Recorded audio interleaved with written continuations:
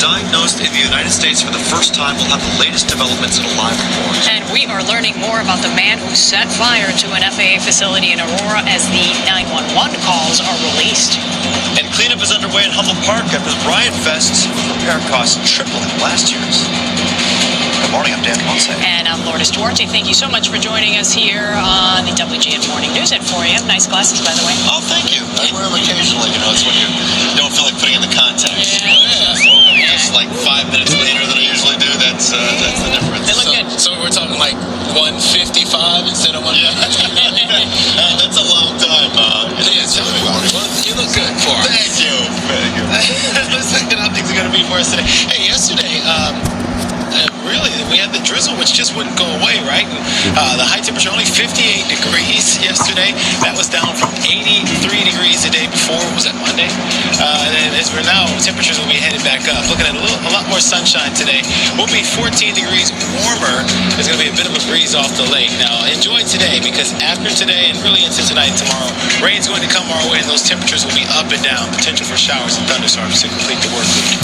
55 degrees your temperature in Chicago, 46 Lansing, satellite radar composite. Hey, we're dry early this morning. There's that big old line of showers and also thunderstorms headed through western Iowa. Going to take its time getting here. We think the rain won't develop until probably well after sunset this evening. 71 degrees going to be your temperature at 5 p.m., 9 p.m. down to 65. Here's that 3-day forecast. Your official high, 72. A little bit cooler along the lake. Thunderstorms likely on Thursday. We're up to 76 there. Temperatures going the wrong way. Aaron will be cooling down during the day on Friday. Well, we're starting the right way for traffic anyway. It's nice and quiet out there. It's about as good as it's going to get all morning long, so enjoy it. Take a quick peek outside. We'll show you the Kennedy.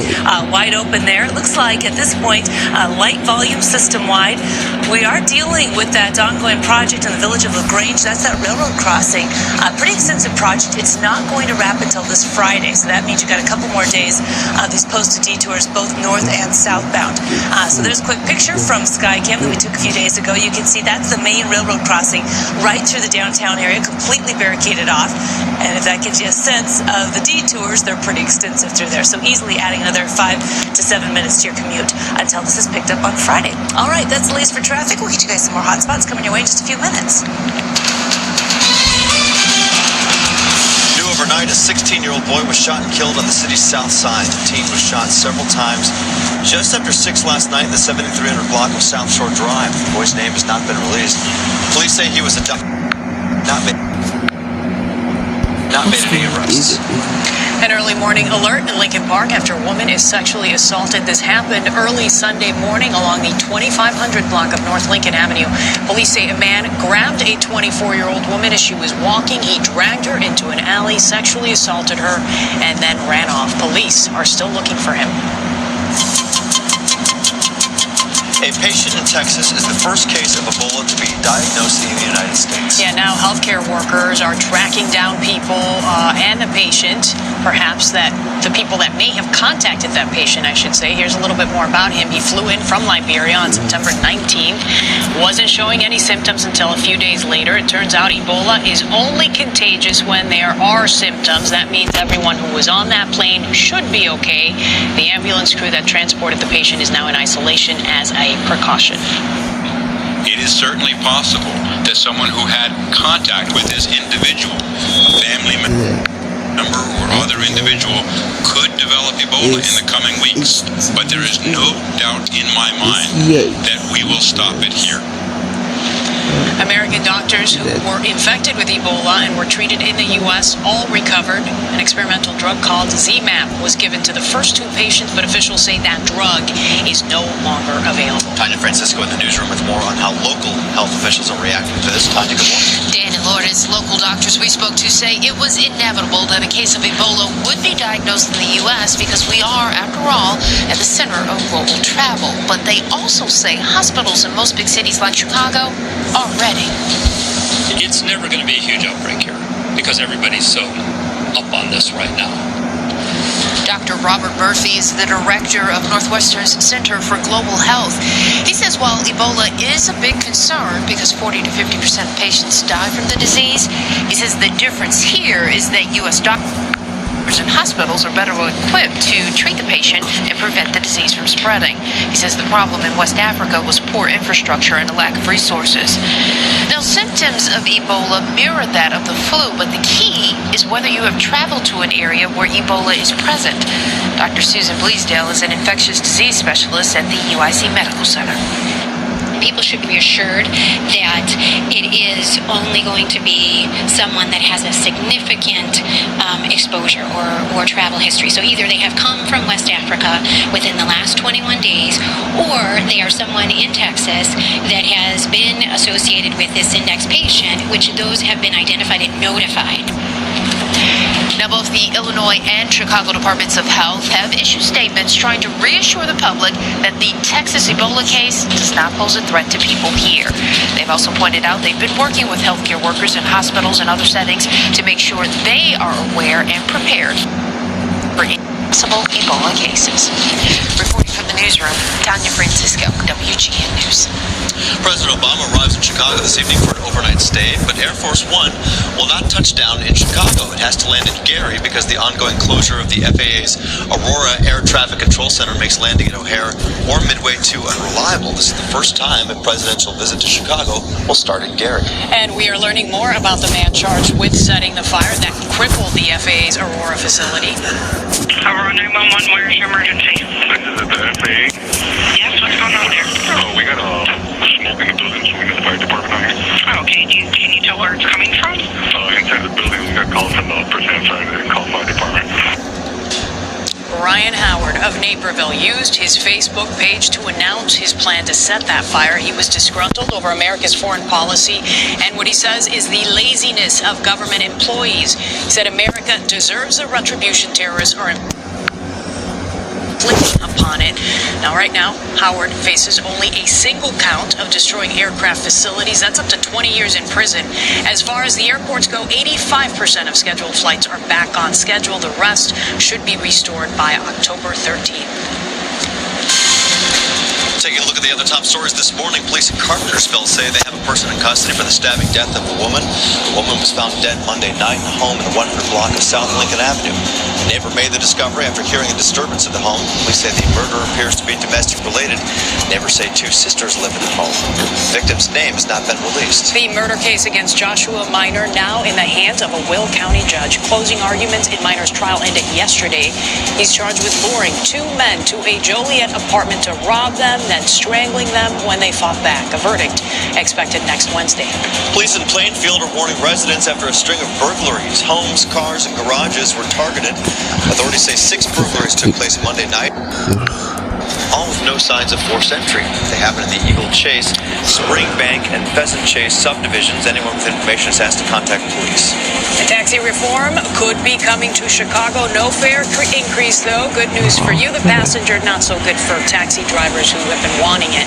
A proposed ordinance would create an online system where riders can contact a dispatching system to all the cabs in the city. It's meant to help them compete with ride-sharing companies. Taxi companies are also getting some of their fees and fines lowered. Riot Fest may have been a good time, but now organizers are left paying to clean up the mess. Repairs and cleanup efforts are expected to begin this week in Humboldt Park, costing festival organizers, $182,000. That is triple the cost of last year's cleanup. However, last year's fest covered nearly half the area. The park will remain open during repairs. Organizers at this year's Lollapalooza paid about $266,000 to clean up the mess left at Grant Park. Well, if you are not happy with where you are living, a new list reveals which states are the happiest. Here we go. Utah tops the list based on 27 factors, including mental and physical health, also job security. Minnesota grabbed the second place spot, and rounding off the top 3, North Dakota. North Dakota is always making these lame lists. Where did we land? You're wondering. There it is. Illinois landed right smack dab in the middle at 25. The most unhappy state, West Virginia. But I'm not there yet. You never know, they might be watching. We're on national from 4 to 5, Demetrius. So Yeah, good morning, everyone in the We love West Monongahela Virginia. Valley down in West Virginia. look at you dropping. Good names morning of there. valleys. There you go. I know nothing about Utah except there's probably not an Apple store in the whole state, so I don't know how they're having it. They're watching too, Demetrius. Come on. They're watching too, but they don't have the internet yet, so it's okay. I think they're going to be for us today. The emails will come in. 56 degrees, your current temperature. Lincoln Park, Evanston reading at 56 also. South Village at 42 degrees, Chesterton reading at 43, and down towards Chicago Heights we have a current temperature of 44. We are dry at this hour. This should change tonight, so enjoy today. We'll see a high temperature that'll be warmer, up to about 72 by this afternoon. Far cry from that 58 yesterday. 76 your high temperature on Thursday. Friday we're back. We'll see temperatures falling actually. 67 your early daytime high temperature, falling through those 60s down to 41 by early Saturday morning. Saturday is another cool one with a high of 52. Back to you. Thanks, Demetrius. And coming up, a California mayor found fatally shot, who police have in custody next. And 2 school shootings in 2 different states. We'll have those details. Plus, doctors are investigating whether the enterovirus is to blame for paralysis in some children. And the Bears-Packers rivalry lives on. We'll have the story behind this picture that's gone viral. One looks happy, one not so much. Yeah, that's about right.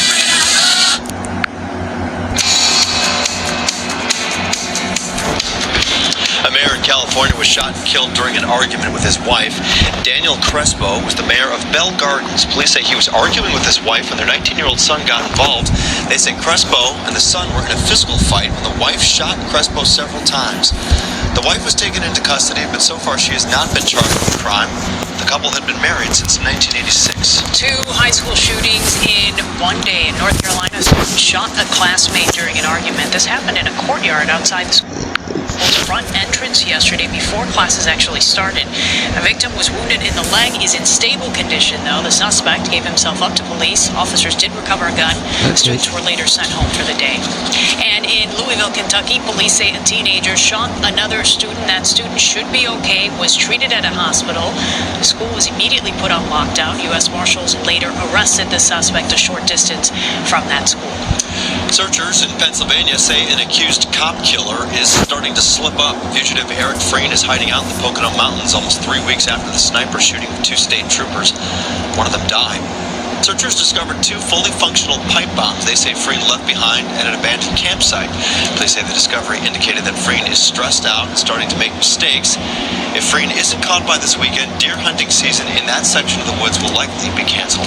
A team of experts from the Centers for Disease Control is in Denver this week trying to figure out if the enterovirus is to blame for the mysterious paralysis of 10 children. All of the kids had paralysis in their arms, their torso, and they also had problems speaking and swallowing.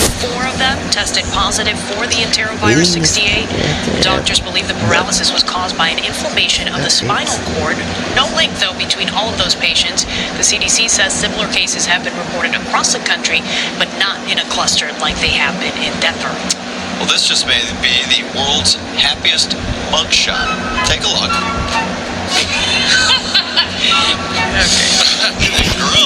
This is local Whitington of Denver. The picture was taken a week ago after Whitington was arrested for bank robbery. Police caught him on a light rail train on the city's downtown mall. His winning smile notwithstanding, Whitington remains in jail until he stands trial. Poor guy. Yeah. Come on. He's just trying to make, he's robbing a bank.